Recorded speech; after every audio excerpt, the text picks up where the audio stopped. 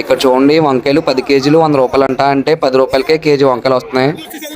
So ఈ పచ్చిమిరకాయలు వచ్చేసి 10 కేజీలు 270 రూపాయలు అంటండి. పచ్చిమిరపకాయలు ఎంతండి? కీరదాసకాయలు 10 కేజీలేనండి. ఓకే, కీరదాసకాయలు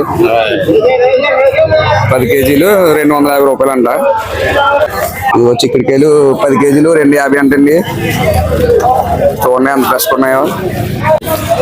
దొండకాయలు చూడండి 10 కేజీలు 250 రూపాయలు అంట. చూడండి కాయ సొరకాయ ఎంత పెద్ద ఉందో. కాయ వచ్చేసి 10 రూపాయలు అంట ఒక సొరకాయని.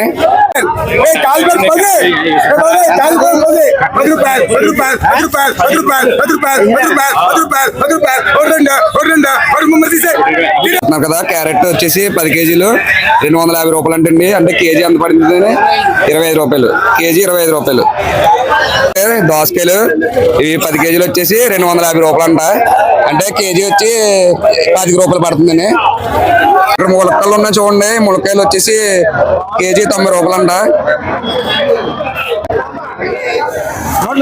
పక్కన తెల్ల వంకాయలు ఉన్నాయి చూడండి. వచ్చేసి 10 కేజీలు 60 రూపాయలు అంట. అంటే కేజీ 6 రూపాయలు పడుతుంది మనకి.